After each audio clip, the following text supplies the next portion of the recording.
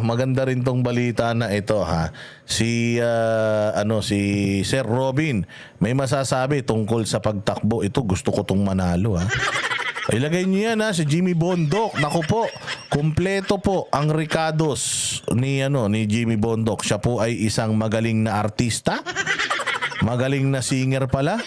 Magaling na kompositor. Siya po ay dating nasa gabinete ni PRRD. Hindi po ito bumaliktad kay PRRD. Siya ay PRRD mulat-mula hanggang huli. Hindi po siya nagpabudol.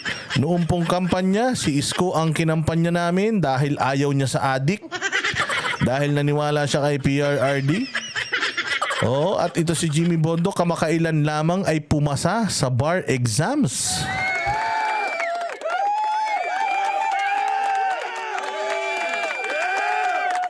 So kung puso at isip, alam natin may laman itong tao na to. At yung puso nito para sa Pilipinas, tingnan nyo yung mga kanta niya. Yung mga kanta niya para sa Pilipinas, talaga namang mai-inlove ka. Kaya ito, bakit daw kasama si Jimmy Bondok sa line-up ni PRD sa PDP? Ayan na, pasok, Senator Robin. Sir, on the pagkakupo ni Jimmy Bondok po, gaano makakatulong ito sa partido? At the same time, kayo that will lead the campaign po. Kumusta po yung PDP laban po with sa Attorney Jimmy Bondok as additional po sa senatorial slate? Una, si Atty. Jimmy Bondok ay personal choice ni Pangulong. Tayo na matindi. Personal choice ka ni PRRD. Pucha, matindi yun. Ibang klase yun. Maniwala kayo. Siya ay personal choice. Naku, sana lang talaga matulungan natin si Jimmy Bondok sa buong Pilipinas maipakilala. Kasi I'm sure na tayo na mga DDS, kilala natin siya. And I hope iboto natin siya lahat. Ang problema natin, yung mga malalayong probinsya dito sa Pilipinas. Sana may sa pamamagitan ng inyong pagla-like at pag-share ay may matulungan natin si Jimmy Bondok na makilala sa buong Pilipinas. Una yun. Pangalawa, yung plataforma may echo na naman. Kanina wala nang echo yan ah. Bakit may echo na naman? Atty. Jimmy Bondok ay ang plataforma ng PDP naman. Yan yun na, inayos ko na yung kanina. Sige na, pagtsagaan nyo na lang. At yun po ay ang federalismo, parliamentaryo, pati po yung kanyang plataforma sa ekonomiya, peace and order, lahat po yun. Kaya po tayo nakasuporta sa kanya 100% po. Si Jimmy Bondok, ang alam ko sa PCSO to dati. Kung hindi ako nagkakamali, naging USEC yata siya or ASEC sa PCSO. Hindi lang ako 100% sure. I-correct nyo nga ako kung tama ako, ay kung mali ako. At pangatlo, naniniwala po ako na kailangan... PAGCOR. Kita nyo, sabi ko na nga ba, PAGCOR eh. Kita mo, hindi ko pa alam yung yung sinasabi ko. So PAGCOR, kaya hindi ako sigurado, kaya humingi ako tulong sa inyo eh. Kasi pag sigurado ko, hindi ako hingi ng tulong sa inyo. Sa PAGCOR, siya ay taga PAGCOR, imagine. Ang sagot ng ng mga PAGCOR, hawak ng PAGCOR is yung mga kasi-kasino kita mo naman. Walang corruption nun sa kasi-kasino.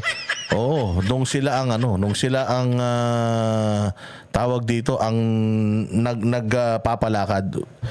PCSO tsaka PAGCOR magpinsan yan eh. Pero sa PAGCOR siya, PAGCOR. Tunay na abogado sa Senado.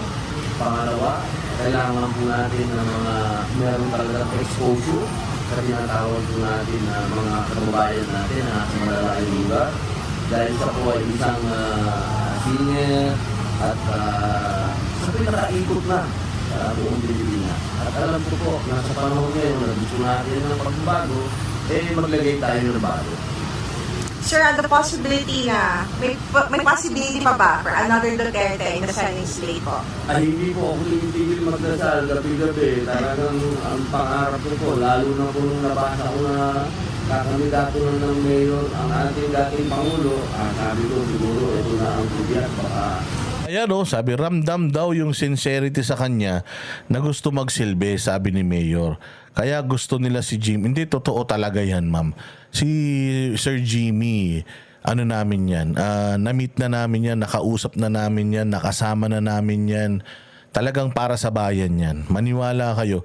Kaya nga rin niya kaya nga rin niya tinapos yung kanyang pag-aabugas siya dahil hindi para tumakbo pero kasi alam mo yun, parang somewhat makukumpleto nun yung kanyang adhikain sa buhay na makapaghatid ng magandang serbisyo para sa bayan, whether siya ay maging kawani lang ng gobyerno or maging consultant man lang or maging supporter, pero sobrang hindi huminto to si Jimmy. Alam mo, ang hirap mag-aral, lalong-lalo na kung artist ka tapos nagtatrabaho ka pa, ang hirap, tapos abugas siya pa to, kaya alam ko na magaling tong taon na to. baste, magsinaro na o siguro. Sana po isang Duterte ang makasama ng ating mga kandidato. Sana po. Sabi nga ni Senator Robin, sana meron lang kahit isa lang na Duterte na tumakbo sa Senado. Sana.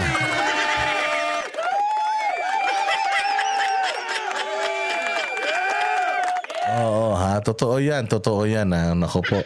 Tingnan naman natin yung iba pang mga sumabak ngayong araw na ito sa yung mga iba pang nag-file. Tingnan natin kung ano tong balita to ng GMA7. Kabilang sa mga naghain ng kandidatura ngayong araw bilang kongresista, si Pampanga 2nd District Representative Gloria Macapagal-Arroyo at si dating Vice President Leni Robredo. Si Robredo sinabing wala raw siyang balak tumakbo sa eleksyon 2028. Nakatutok si Bernadette Reyes. Sabi ni si Kong Pulong magaling sa legislation, siya na lang ang piliin nyo. Bakit ba? Ba't mas marunong ko pa, diktador ka? Marunong ka pa sa amin. Ikaw may ari.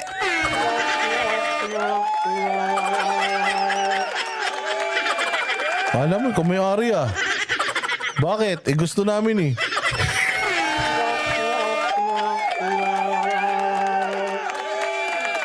Sabi ni Adventure one time, boto ko yan si Gloria. Puta, congressman, taga Pampanga ka ba? Baka mami, boboto mo si Gloria, Adventure one time, di ka naman taga Pampanga. Ay, madidisqualify lang yung boto mo. Sinalubong ng palakpakan at hiyawan si Pampanga 2nd District Representative Gloria Macapagal-Arroyo nang maghain ngayong araw ng Certificate of Candidacy. Oy, ayaw na daw ni Kong Pulong sa Congress. Oy, bakit tumakbo siyang Congress? Kayo talaga, gulo nyo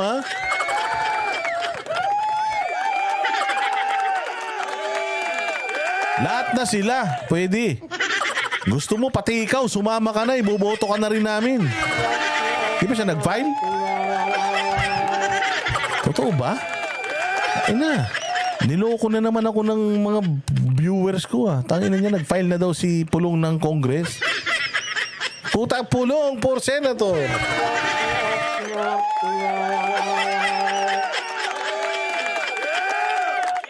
Pulong na tayo Pulong. Pulong na tayo for Senator Wala nang yan, wala na atrasan yan Ano bang problema nitong chat? Wait lang, ayusin ko.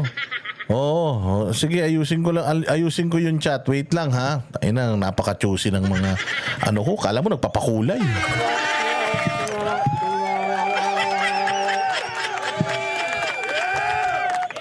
Akala mo mga galante. Gusto may chat pa. Eto, wait lang. Tingnan ko kung maayos ko Ina talagang buhay to. Ako na yung ako pa yung technical. Ayan, tingnan natin. Ayan na ba? Ayaw yung pa din yung pa din. Wag na kayong makulit. Umayaw na siya.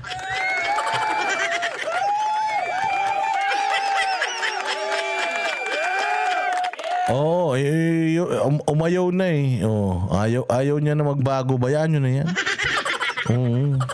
Tingnan mo, ikaw nagsabi, tas hayaan mo na. Para kayong mga baliw talaga eh. O, eto na. O, si Pulong, for senator. Si Baste, for senator. O, si Sulaiman, mag-senador na din.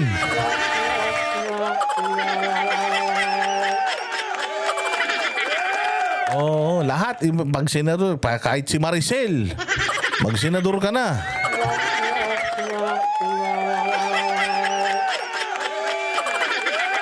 Oh, sige, pasok. Sa San Fernando, Pampanga, tumatakbo ang dating Pangulo bilang kongresista. Nag-ailing kanina ng COC si dating Vice President Leni Robredo sa pagkaalkalde ng Naga City, Camarines. Ayan, gawin nating ano niya nun? Gawin nating rosas. Gawing rosas ang kulay ng naga. Putain na. Oh, may magagawa ka dyan, Lenny. Tama yan. O, dyan ka na lang sa naga. Huwag ka na magtakbo-takbo sa Pilipinas, ha? O, dyan ka na lang. Tapusin mo yung 3 termino, ha? No, gawing rosas ang bukas. Bago nito dumalaw siya sa punto ng yumaong asawang si Tangina, necropolitics. Dinalo mo pa yung asawa mo, wala naman tatalo sa iyo diyan. Pucha, ilan ba dilawan sa Bicol? Ang dami-dami. Ano naman to si Lenny, kahapon mo sana binisita yan. si dating Naga Mayor at DILG Secretary Jessie Robredo. Wala raw balak tumakbo si Robredo sa 2028 presidential election. Magiging unfair para sa city kung gagamitin ko lang yung pag-mayor bilang, ano ba yun, parang bilang jump off point. Piling ko hindi ako magiging effective mayor pag ang inisip ko agad yung 2020. Kasi baka lahat PR na lang yung gawin ko. Kung if ever na magkaroon ulit ng opportunity in the future, kailangan nakabase yun sa performance ko as mayor. Hindi dahil pinagplanuhan ko. Oy, alam mo, pero in fairness Leni Robredo, mahusay ang ginawa mo. Bakit? Mahusay ang ginawa mo, Leni Robredo, kasi kailangan talaga meron kang experience sa executive. And ang pagiging mayor ay parang trabaho yan ng pagiging presidente. So tama yan, na yan ang gawin mong experience, tapusin mo yung 3 termino mo.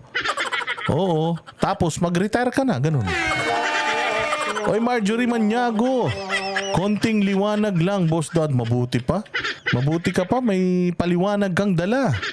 Yung iba rito, demanding, wala namang mga bisa. O, di ba? Dapat tama yan na ginagawa mo, Leni Robredo. Mag-practice ka sa Naga. Tapos, 3 term yun. So, that's 3, 6, 9 years. After nun, mag-rest ka na. Huwag ka na mag-presidente ng Pilipinas pagtapos mo mag-practice.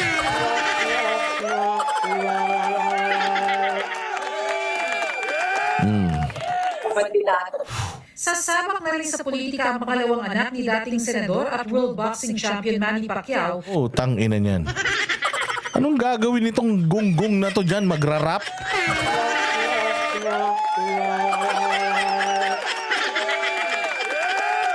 Putang ina, nag-try mag-boxing ang mga tulonggis na to, hindi sumikat.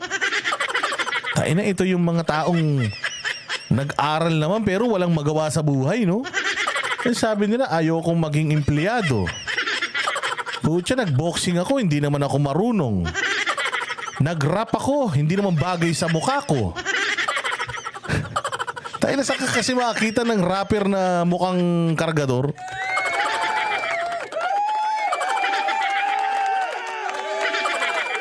Tapos sabi niya, ano lang gagawin ko? Putang ina niya, magpolitiko na lang ako. Oo, magpolitiko na lang ako para may magawa ako sa buhay ko. Ang ina niyo, bakit hindi kaya kayo ba't hindi kaya kayo lumayas na lang sa Pilipinas? Ang yaman-yaman nyo na.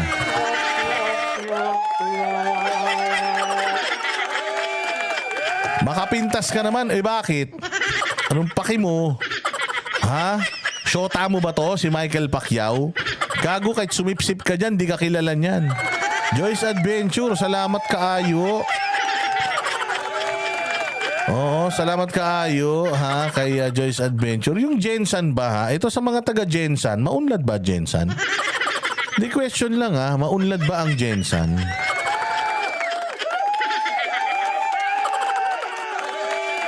Oo ha, pakiano nga kung maunlad ang Jensan. Ang yaman na, di na lang magnegosyo ito. Oo nga, magnegosyo na lang kayo. Magtayo kayo ng gasolinahan, tapos punuin nyo ng milk tea.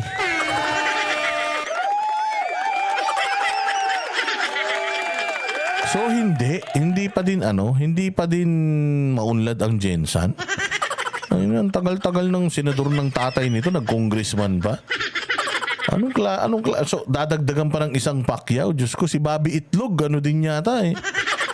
Congressman din ba si Bobby Itlog sa probinsya nila sa Jensan?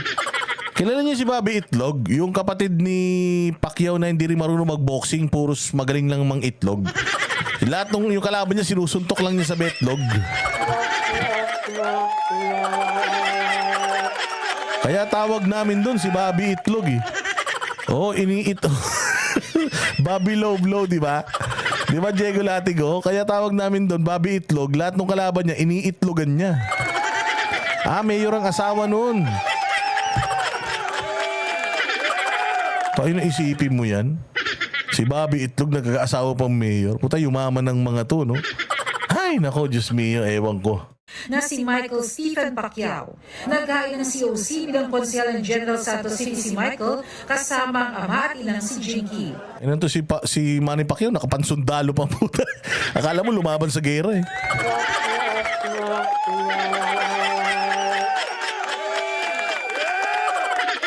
May mga hablig din, no? Sa Makati City, naghain ng COC sa pagka-mayor si Congressman Luis Campos, mister ni Mayor Abby Binay. Makakalaban niya ang hipag na si Senator Nancy Binay. Ang ganda sana, no? Kung ang naglaban sa Makati, si Abby Binay tsaka si Nancy Binay, no? Puta ina, kahit summer, makulimlim.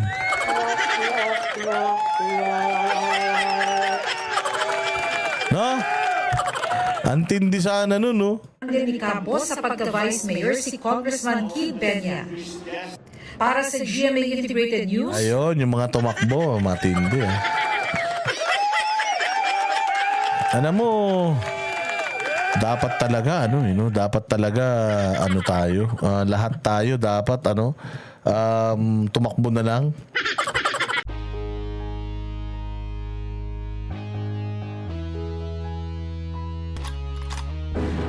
Yan ang Banateros, walang inuurungan. Pag tama palakpakan, pag mali ay babanatan.